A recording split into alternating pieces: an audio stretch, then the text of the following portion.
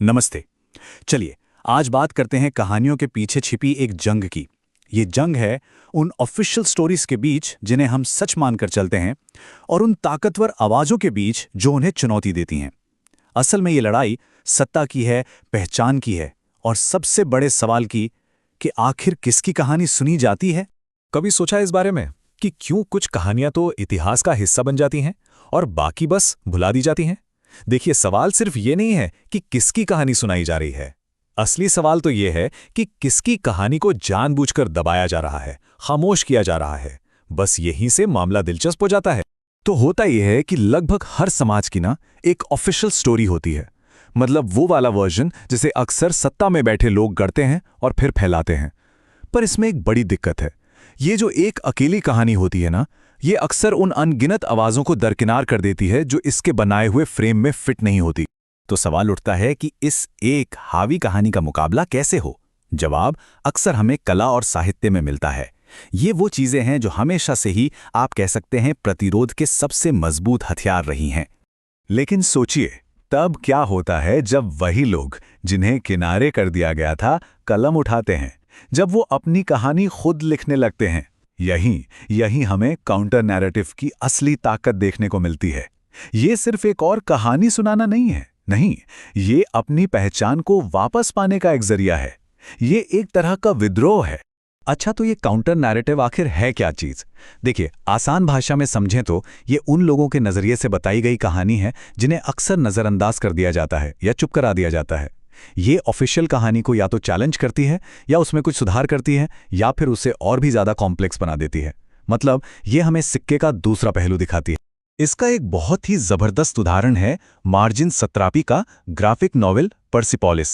ईरानी क्रांति पर उनका जो पर्सनल सचित्र ब्यौरा है, वो सीधे सीधे देश की आधिकारिक कहानी को चुनौती देता है। ये एक बहुत बड़ी याद दिलाता है कि कैसे आर्ट भी असहमति का एक मंच बन सकता है। और ये बात अकादमिक गिलियन विटलॉक के इस विचार को बिल्कुल सही साबित करती है। वो कहती हैं कि जीवन लेखन संवाद, असहमति और प्रतिरोध के लिए एक जगह बनाता है। मतलब साफ है, हमारी अपनी निजी कहानियों में भी इतनी ताकत होती है कि वो स्टेटस को हिला सकती हैं।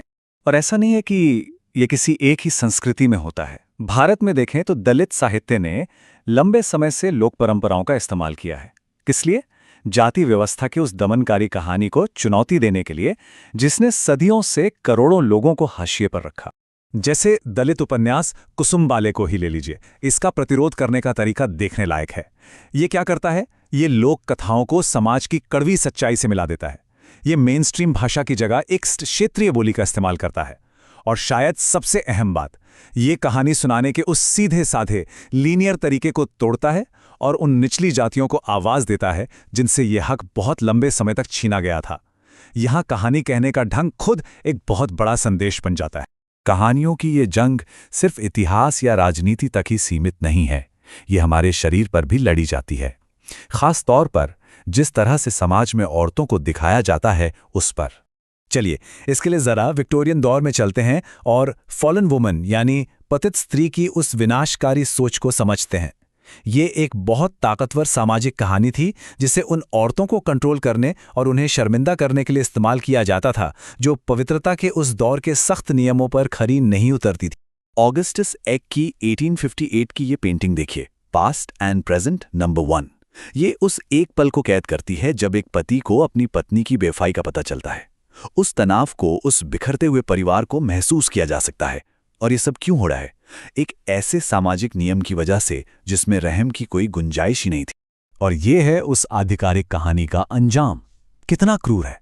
एक तरफ बच्चे हैं जो अपनी मां को खो चुके हैं क्योंकि वो अब समाज पर एक धब्बा है, और दूसरी तरफ वो मां है बेसहारा, अकेली। ये एक बहुत सख्त रिमाइंडर है कि उस समाज के नियमों को तोड़ने वाली औरत का क्या हश्र होता था। उस दौर का ये एक कोटेशन उस मानसिकता को साफ दिखाता है, जब एक औरत अपनी पवित्रता से गिरती है तो उसके लिए कोई वापसी नहीं होती। मर्द पाप करते हैं और उन्हें माफ कर दिया जाता है।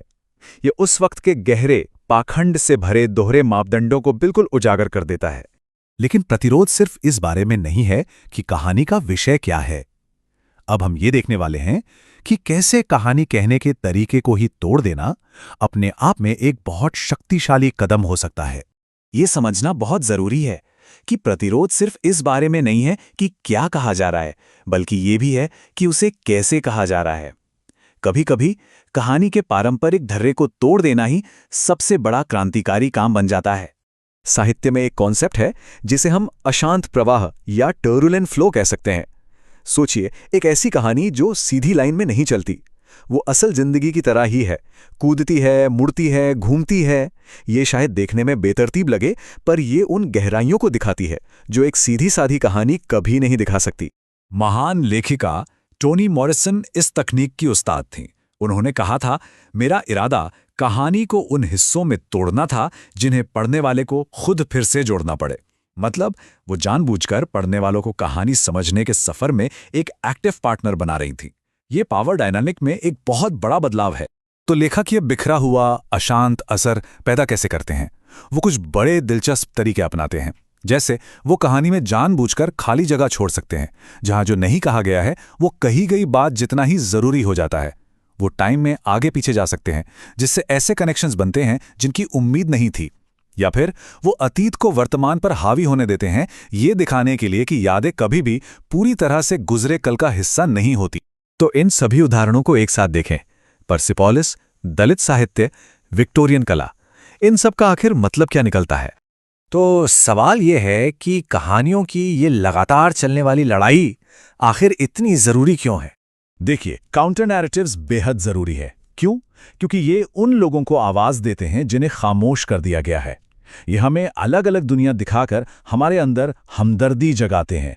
ये उस आधिकारिक इतिफास को सही करते हैं जिसमें अक्सर जरूरी पहलू छोड़ दिए जाते हैं। ये मौजूदा हालात को चुनौती देकर समाज में एक असली बदलाव की नींव रखते हैं। और आखिर में ये हमें इंसानियत की एक ज्यादा सच्ची, एक ज्यादा पूरी तस्वीर दिखाते हैं। ये कहानियां हमें एक बहुत ही जरूरी सच्चाई याद दिलाती हैं। कभी भी किसी भी चीज की सिर्फ एक कहानी नहीं होती, हमेशा एक और कहानी होती है, एक और आवाज जो बस सुने जाने का इंतजार कर रही होती है। और इसी आखिरी सवाल के साथ ये सफर खत्म करते हैं। आज की हमारी दुनिया में वो कौन सी आधिकारिक कहानी है जिसे एक दमदार काउंटर नैरेटिव की सबसे ज्यादा जरूरत है? ये एक ऐसा सवाल है जिस पर हम सबको सोचना चाहिए।